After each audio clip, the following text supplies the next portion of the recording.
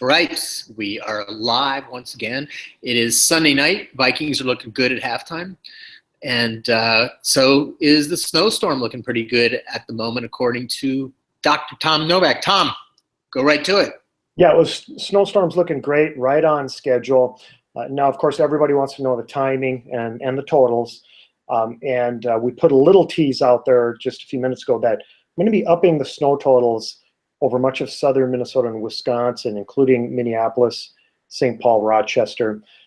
Reason being is because I just think the storm's going to last a little bit longer than what many are anticipating, and we'll get into that in just a bit. The timing of this storm, anytime after 3 p.m. tomorrow. So get your travel in before 3 p.m. tomorrow, even a little bit sooner down in Rochester. Snow should be moving up through Rochester around 1 to 2 o'clock p.m., maybe some ice mixed in with it.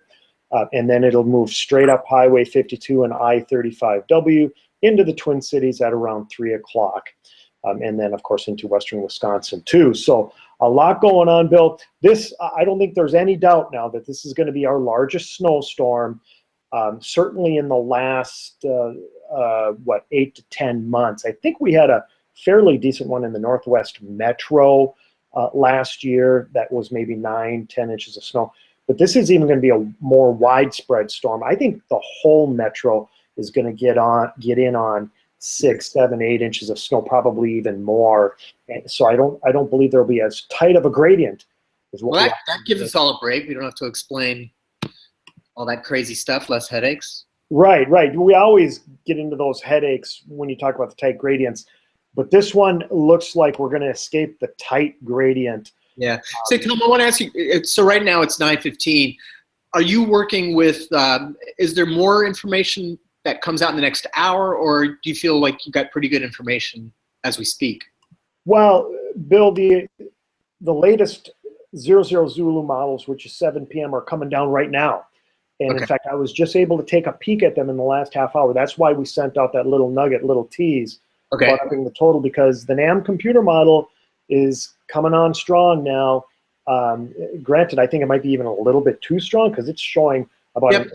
Paul Huttner had mentioned, I think, in his blog that the NAM can be a little overly optimistic sometimes with winter precipitation. Yep. And that might be the case here. But the point is that it's been increasing and steadily increasing QPF, or quantitative precipitation forecast, which seems like each successive run. And the European model, Bill, that we always talk about, the one that we really like, it's been pretty consistent about dropping 8, 10, 12 inches of snow across much of southern Minnesota and western Wisconsin. So I think a consensus is now coming into play here, especially with these latest 00 Zulu model runs.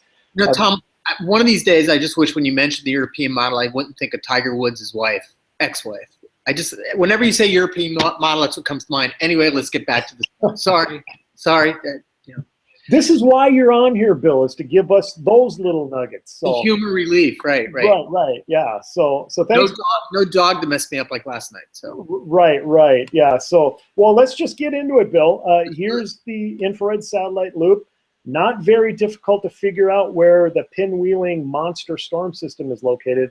It's right in the heart of Texas, near Dallas-Fort Worth right now, and it's now starting to pull north and east towards the upper Midwest. It's made that turn, and now it's going to basically move straight northeast into eastern Oklahoma, northern Missouri, eastern Iowa, and then towards Green Bay, Wisconsin. Perfect track, Bill. Perfect track for a major winter storm over much of eastern and southern Minnesota and northwestern Wisconsin. Tom, maybe you're going to get to this next, but one of the things I'm curious about that's different and I think potential educational moment for some of us is why you're thinking it's going to spin and stick around sooner than usual. What are the dynamics that are going into play into that thinking? Bill, you're just a little bit ahead of me, but we are definitely going to get into that. Right. And reason being, by the way, Bill, is that a piece of energy is going to hang back over Minnesota during the day Tuesday, which is going to increase our snow totals probably, and we'll get right into that in just a little bit. This is the model QPF. This is quantitative precipitation forecast from the NAM 4K computer model. And what I want you to focus on is what's happening right here in southeastern Minnesota. Look at this. This is over an inch. In fact, over an inch and a half of QPF near the Rochester area. Now that might be a little optimistic. And then we're looking at close to an inch of QPF in the southeastern Twin Cities metro. You fluff that up into snow, and we're talking 10, 12 inches of snow if this model holds true. And in fact, this model's coming down as we speak. Let's just see what it does. Yeah, it's got about an inch of QPF into the southeastern counties of the Twin Cities. That would be Dakota County. So, and that's just by midnight tomorrow night, Bill. So, yeah, that's a big problem. So, easily 6 to 10 inches of snow from about the Twin Cities down to Rochester and then east towards Eau Claire by about midnight tomorrow night. It's going to hit hard. It's going to hit heavy. We're going to be experiencing snow at about an inch to an inch and a half per hour at times. You know, that 3 p.m. to midnight time range is going to really be difficult for travel. In fact, I think the National Weather Service and others are just going to say you might as well suspend travel during that time period. Here's the future radar by the NAM 4K computer model, and you can see it shows that heavy snow burst going right through the Twin Cities. Here's 3 p.m. as it's approaching the southern metro, and then this is 6 p.m. It should be snowing heavily in the Twin Cities by then. And then, of course, the real heavy stuff between 6 p.m. and midnight before it finally starts to taper a little bit around midnight. Tom, it looks like all snow for the Twin Cities and Rochester might be closer to some other stuff mixing in. Is that? Yep, I think that the sleet and ice is going to fall just south and east of Rochester. So as you get into La Crosse and then just south and east of Eau Claire. So draw a line from Rochester to Eau Claire, Bill. That's probably where your ice to snow line is going to be located. And look at what's happening in southern Wisconsin, by the way, and northern Illinois. That's a major, major ice storm. They're going to be having thunder freezing rain down there.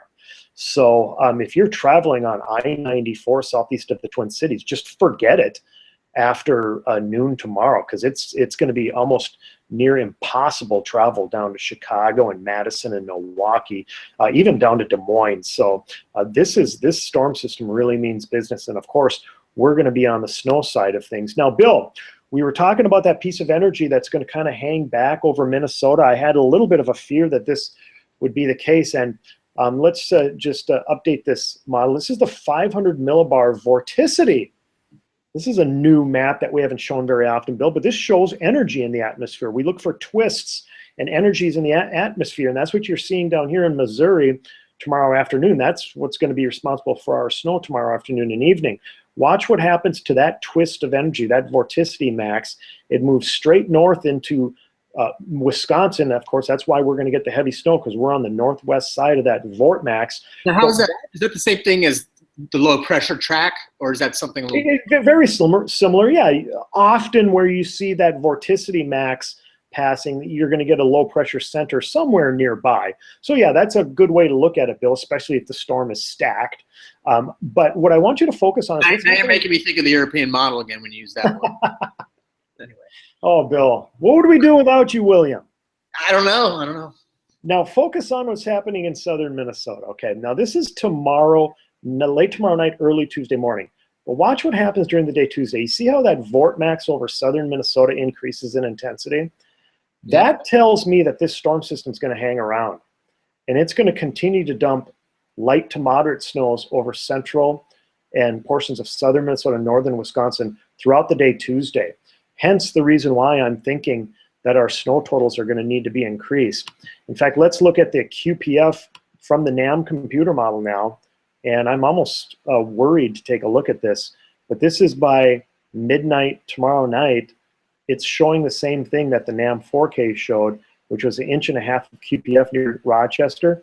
And then as we go through time on Tuesday, by midnight Tuesday night, look at this, Bill. This should worry anybody from the Twin Cities on south and east. This is almost 2 inches of QPF in the southeastern Twin Cities metro.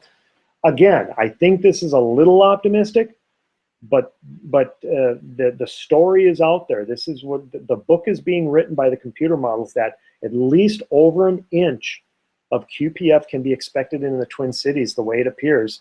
And that means at least 8 to 10 inches of snow in the Twin Cities metro. It's amazing how that model, I mean, if it's 2 inches of precipitation, liquid precipitation equivalent, and with the, relatively, if it's a 12-to-1, I mean, obviously that's like 23, 24 inches of snow, which Right. Yep, that's right, Bill. So a little optimistic, I think. I mean, I don't think anybody's going to go out and say 18 to 24 inches of snow. yeah. You'd be. I remember. I know we don't want to use the H storm, the Halloween storm, but I remember Paul Douglas talking about that. And he showed a model, and he said, I can never predict this amount, but one model is showing this. So, Bill, you promised me. Yeah. Before this video started, you said we're not mentioning Halloween storm.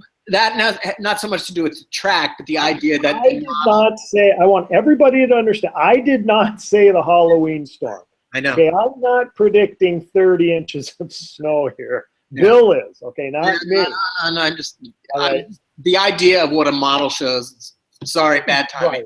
So what do you got? So what's next? The map? Yeah, by the way, Bill, what I think this does go to show you is that some snow totals could get out of hand in certain parts of southern Minnesota and western Wisconsin. What do I mean by out of hand? Well, I wouldn't be surprised to see 12, 14, 16 inches of snow. And that could be in the Twin Cities. It just all depends on where this storm system kind of sit and spins Tuesday morning and afternoon. This is the 850 millibar temperature map, Bill. And of course, we look at this to see where that rain snow line may be located. And you can see it's in Missouri tomorrow morning. That's the light blue line, 32 degree Fahrenheit line. Watch what happens. It doesn't get anywhere near the Twin Cities or southern Minnesota. Now, again, I wouldn't be surprised if we get some ice pellets, especially early on in this storm, Bill. But for the most part, our atmosphere will be more than cold enough to support snow. And the snow, even as we get into Tuesday, it's going to be a wet, heavy snow on Monday night. But as we go through the day Tuesday, whatever snow is falling in southern and central Minnesota, it'll probably be more of that light, fluffy variety rather than that wet, concrete-like snow. So, that's good news, at least for snow plowers and people that work in the snow, because it is difficult to move snow around when you got the heavy, wet stuff. So Vikings are almost another touchdown, but they're not. Okay, sorry. Oh, you got that game on, Bill, for us? I do. It's 19-3. Still 4th down. Vikings looks like they'll attempt a field goal. So. Oh, well, so that means we're pretty much into the playoffs, right, Bill? That's right. Bill, give me your prediction on the Minnesota Vikings. Well, Tom, the dirty truth is I'm a Washington Redskins fan. As you know, I'm from there. So I don't live and die about the Vikings like the followers do. Right. I haven't seen the Vikings that much living out here in California, but hey, good thing that we got the game in tonight, right? We had this game tomorrow night. Wouldn't that be? That would have been. How much fun would that be? Oh, yeah, would have been amazing. So, Bill, here's my updated snow map. I'm going to be sending this out on Facebook to everybody. But now here you go. I'm thinking at least 8 to 10 inches now from the Twin Cities southeast to Rochester, down to Albert Lee, and then east to Eau Claire. And I wouldn't be surprised if some totals somewhere in this area of Twin Cities, Rochester, Eau Claire, get a little out of hand if the storm system continues to sit and spin. So, I mean, I haven't increased the totals dramatically, Bill. I've probably added about 2 to 3 inches to at least my original thinking. But all of that has to do with this idea that the storm is going to sit and spin a little bit. I like when you use the term "out of hand" for the snow accumulations. It's just getting crazy, or whatever. Well, we haven't had a storm system like this in many years. I mean, even last year, Bill, if you think about it, we didn't have any that I can remember a storm that just pummeled the whole metro area in southern Minnesota, a crippling snowstorm in a wide area. And that's definitely what it looks like we're working with here with this storm. All right. Anything else? No, we'll be updating everybody. Go to Minnesota Forecaster, of course. They have great conversations on that web blog. That's yours, Bill, and you know how much I love your web blog. Minnesota weather. No, what is it? Minnesota Forecaster. Forecaster.com. Don't even. It's still that dog last night. Yeah. Yeah, and then, of course, pay attention to us, Facebook, Novak Weather on Facebook, Twitter. We'll keep you updated. All right. Sounds good, Tom. All right. See you, Bill. Go Vikings. Yeah. Bye-bye. Bye.